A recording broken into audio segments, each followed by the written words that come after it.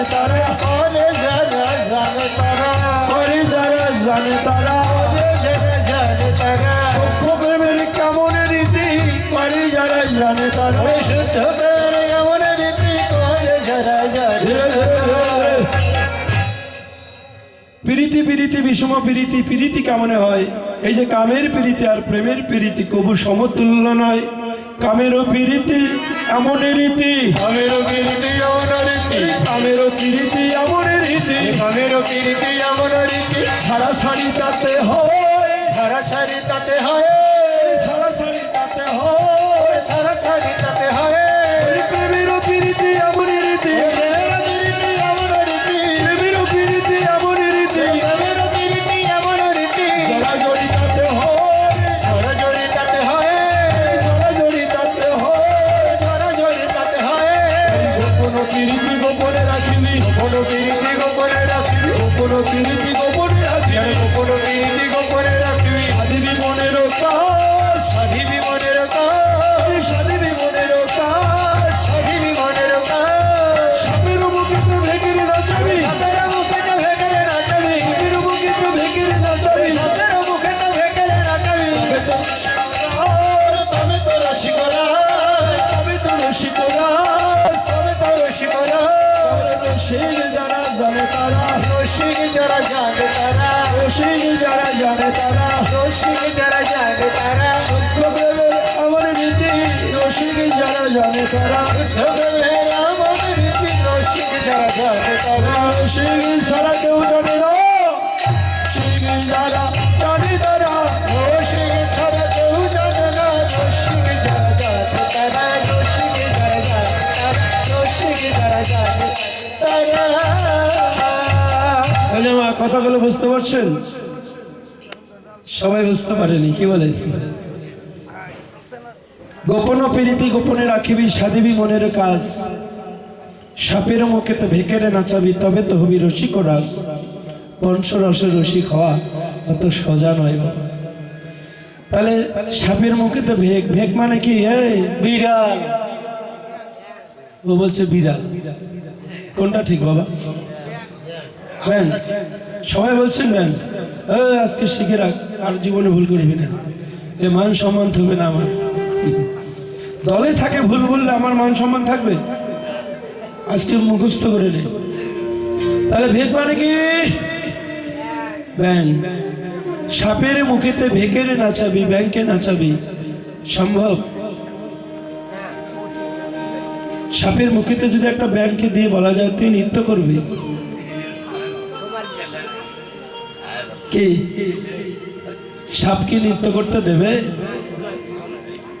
আপন ভজন কথা না বলিবে যথা তথা, আপন আপনি হয়ে সাবধান। ধর্ম বিষয়টা তদ্রূপ। ধর্মকে রক্ষা করতে গেলে যারা সাপের মুখে ভেগকে নাচাতে পাবে তারাই পৃথিবীতে ধর্মকে ধারণ করিতে পারবে। তাই এমনি করে গুরু প্রদত্ত বস্তু খুলে বলা যাবে না মা। তাই যদি কোনো হৃদয়ে প্রশ্ন জাগে আপন আপন শ্রী গুরুকে বলবে।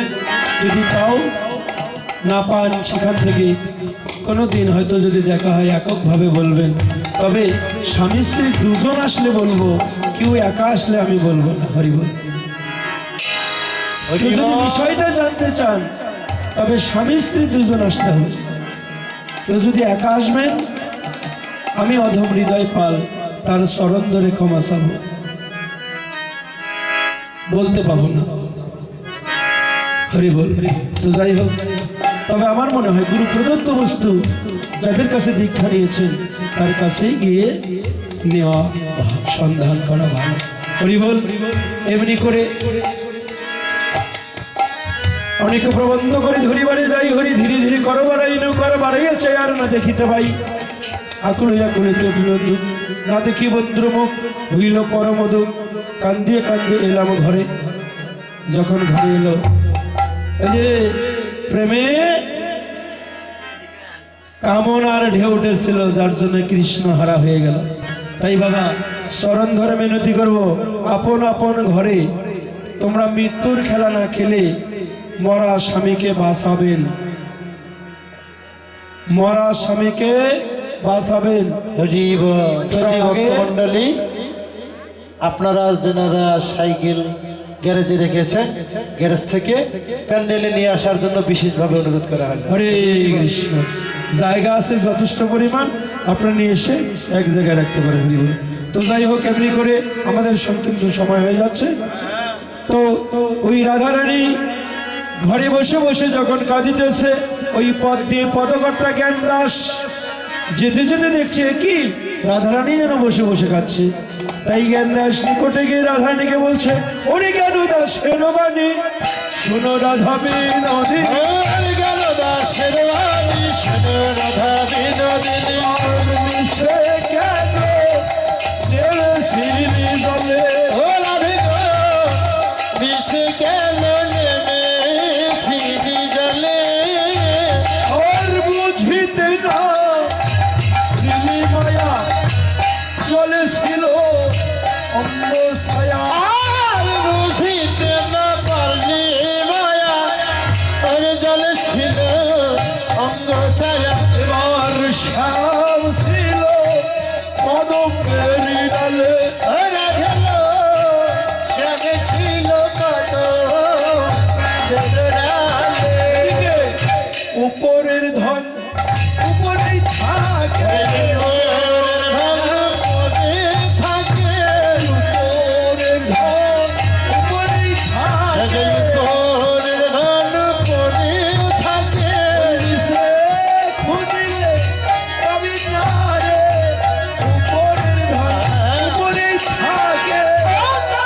সে খুঁজিলে পাবি না রে, উপরের ধন উপরেই থাকে, সে খুঁজিলে পাবি না রে, সেটাই উপরের ধন উপরেই থাকে।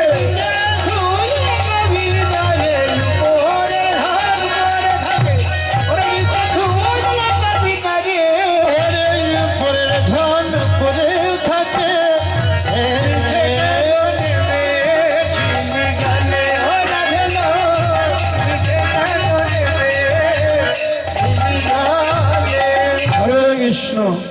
তাই বুঝিতে নারিনী মায়া জলে ছিল অঙ্গ ছায়া, শ্যাম ছিল কদম্বের ডালে। বাবা আরো অনেক কথা ছিল, সময় নেই, আবার অভিসার পর্যায়ে যেতে হবে। একটি কথা বলে যাই, আপনারা সত্যি কি স্বামীকে দেখেছেন? ও মায়েরা, স্বামীকে দেখেছেন? প্রতিদিন দেখে। কথাটা একটু বাড়াবাড়ি হয়ে গেল। এই কীর্তনে কোথা থেকে এনেছে? আজকে 12 বছর হলো বিবাহ, আর আজকে নিয়ে উনি বলতেছে স্বামী দেখিয়েছেন। কি ব্যাপার? কি ভাবনায় পড়েছেন? তো কথাটা কি ভাবনায় পড়েছেন আপনারা? আপনারা আপনাদের স্ত্রীকে দেখেছেন? ও বাবা, এখানেও তত্ত্ব লুকাই আছে। জানার বিষয় বলে গেলাম, শুধু বিষয়টা বলে যাচ্ছি। প্রথম দেখেছিলেন বিবাহ রাত্রিতে ছায়া মণ্ডপ, ওরে বাবা শুভ দৃষ্টি মনে আছে। সেদিন কেমন দেখেছিলেন? আজকে ওই রূপটা আছে?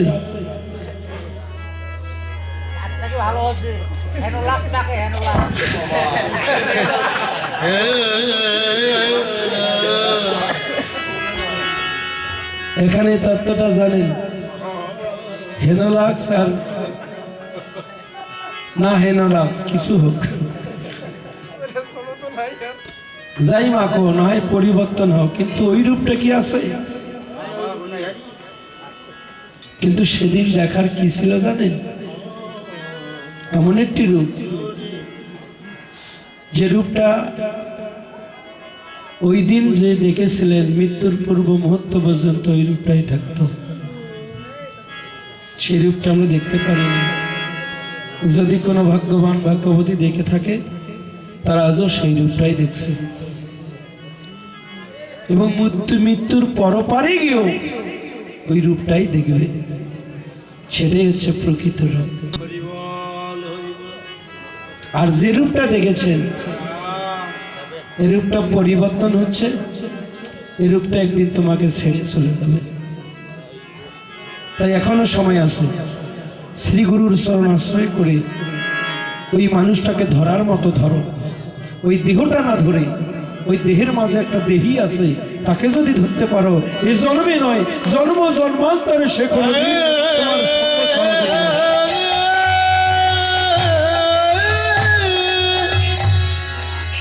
আরে দেহটা তো চলে যাবে, ওই দেহটা ধরে কি লাভ বাবা? তাই একটা মানুষ যদি আর একটা মানুষকে চিনতাম, জানতাম, ওই মানুষের মাঝেই ভগবানকে খুঁজে পেতাম।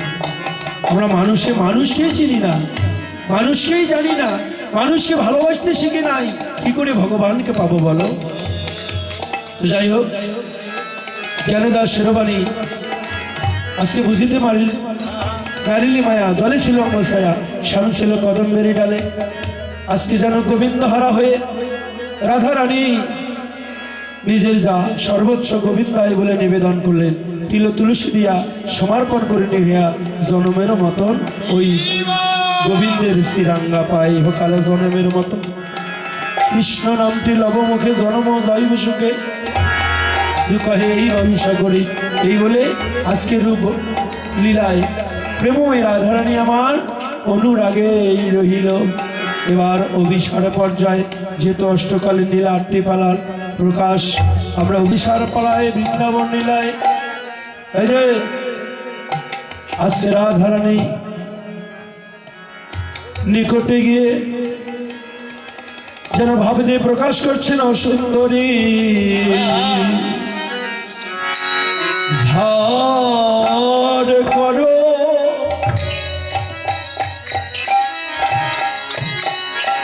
ওরে মনোহর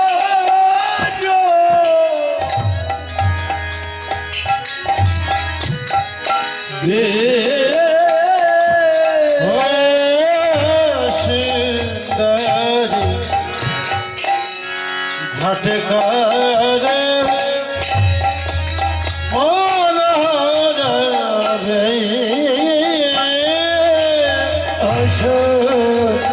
অসুন্দরী ঝটকারে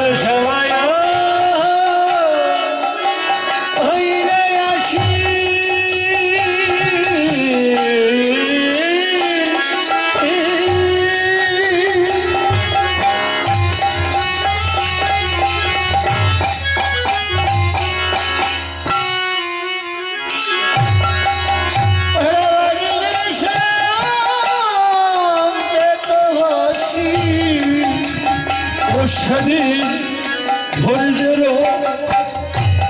নরদিবে ধৈর্যের নরহিবে ও সুন্দরী ঝটকার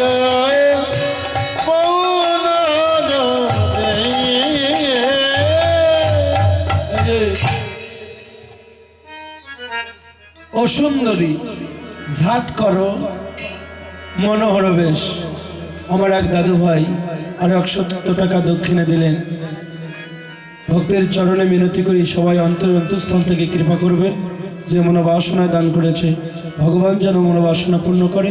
যতদিন জগতে মানব কুলে বেঁচে থাকবে ততদিন তারা সংসারে যুগল হয়ে যুগল ভজন যেন করিতে করিতে আজকে অন্তিমকালে যেন তারা কৃষ্ণ কৃষ্ণ বলিতে বলিতে যুগল হয়ে যেন রাধা গোবিন্দের যুগল শ্রী পাদ পদ্ম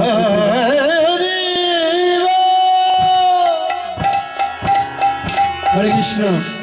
বৈষ্ণব কবি বললেন ও সুন্দরী ঝাঁপ করো মানে তাড়াতাড়ি করো। তাহলে ভগবান কাকাকে নিয়ে যাবে? ওমা যারা সুন্দর, তাই না? যারা সুন্দরী তাদেরকেই ভগবান নিয়ে যাবে। সত্যি এ জগতে যেমন সুন্দরীগণকে সবাই ভালোবাসে, ওই মৃত্যুর পরে গিয়েও মনে হয় ভগবানও সুন্দরীগণকেই বেশি ভালোবাসে। আহা, যদি না হয় কেন পদকর্তা বলবে ও সুন্দরী ঝাট করো মনে হলো বেশ? তাহলে শুধু কি সুন্দরীরাই ভগবান পাবে? যারা আমার মতো সুন্দর, ময়লা, কুচ্ছিত, টেরা বেকা, তারা পাবে না ভগবান? তাহলে কেন সুন্দরী বলা হলো? থাক, আজকে আলোচনাটা করব না। কি বাবা, করতে হবে? না না, আজকে থাক, বলতেই হবে। আচ্ছা আচ্ছা। ও সুন্দরী, সুন্দরী শব্দে অর্থ হয় নারী, আর সুন্দর শব্দের অর্থ থেকে হয় পুরুষ, পুল্লিঙ্গ স্ত্রীলিঙ্গ। সুন্দরী নারী, সুন্দর হলো পুরুষ। তাহলে ও সুন্দরী বলার কারণ এই পৃথিবীতে কোনো পুরুষ নাই। পুরুষকে অনাদির আদি প্রাণ গোবিন্দ, যিনি সর্বকারণের কারণ, যিনি একমাত্র সৃষ্টিকর্তা, তিনি পুরুষ। তিনি ব্যতীত জগতে কোনো পুরুষ নাই। হরি বলি তা।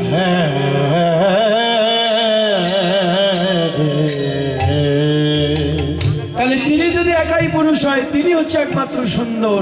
আর জগতে যারা আছে সবাই আমরা সুন্দরী। আহা, কি বাবা?